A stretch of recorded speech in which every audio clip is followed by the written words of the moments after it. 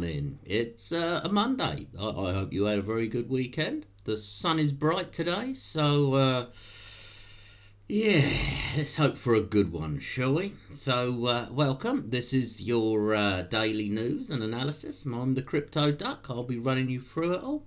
And the show's brought to you by BYBIT Exchange and the Diamond Hands Network. Both those links in the description.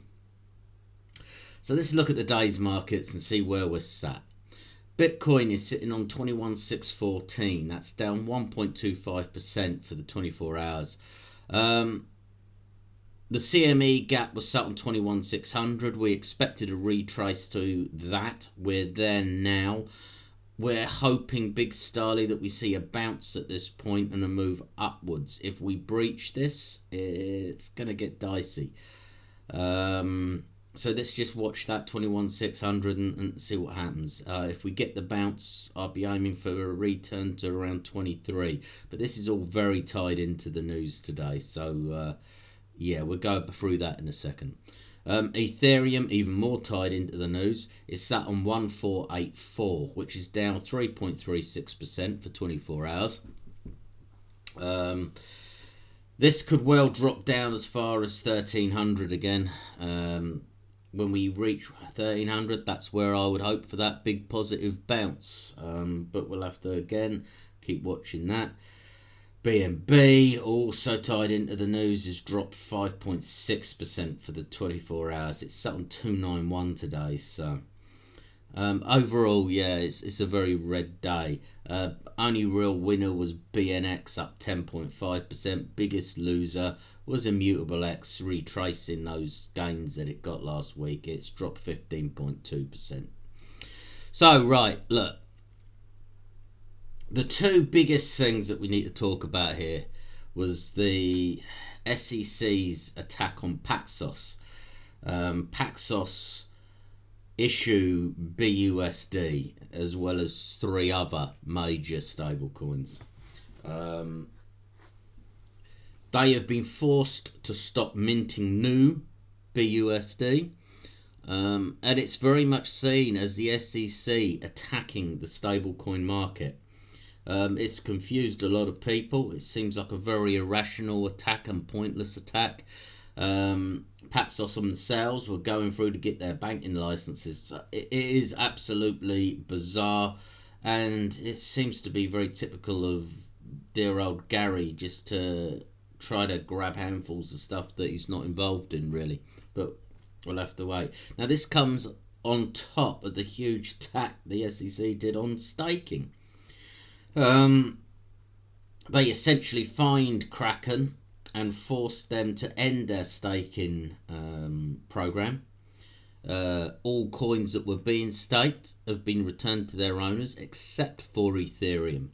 This is simply because the Shanghai update has not gone in and Ethereum cannot be currently unstaked. It's a disaster, is the truth of the matter. Yeah, the SEC are sticking their noses, again, as always, where they don't fucking belong. Why no one has stepped in and removed that bald cunt from his position is fucking beyond me. Sack that prick now. Should be trending on Twitter, if you ask me, but hey-ho. Coinbase have also stepped up and have said that they are willing to defend staking in court.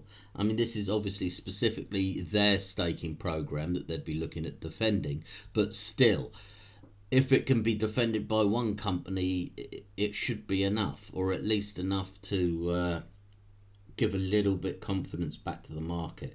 This is a major attack to crypto, and again, the markets respond very much in kind to that.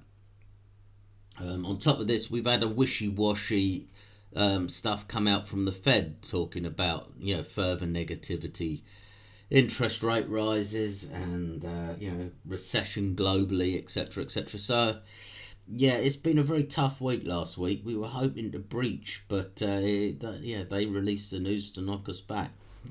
Let's just assume they want to fill up their bags a little more, right?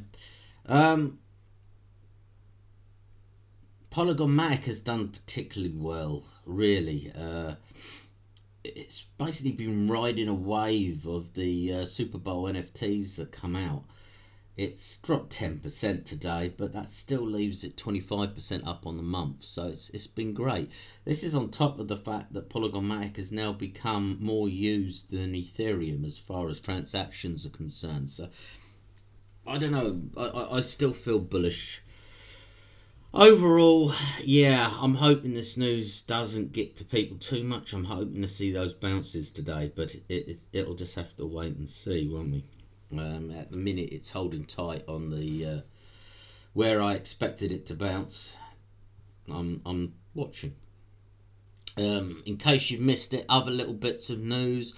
The world's largest modern art museum is doing an NFT gallery. FWB DAO has launched its social app. Arbitrum transactions have quadrupled since the start of 2022, which is incredibly bullish for them. As mentioned with Polygon a second ago, Reddit have given away over 1 million Super Bowl NFTs on Polygon, so that's a major jump for that. Secret Network voted unanimously to turn themselves into a non-profit foundation.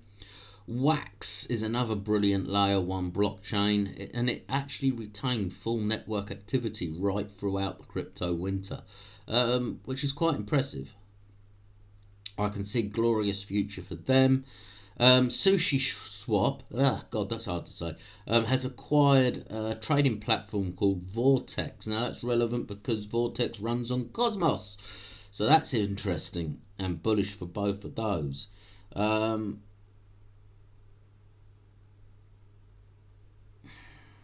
Going back to Arbitrum again,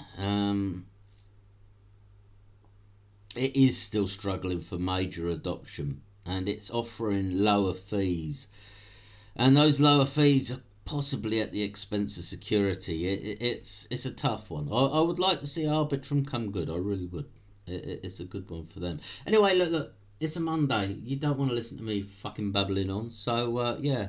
I'll let you all go. Have a wonderful day. Join me tomorrow morning. Click subscribe. Hit me up on the socials. Have a chit chat. It is all good, innit? And let's hope tomorrow's green. All things crypto by a duck life. See you next time.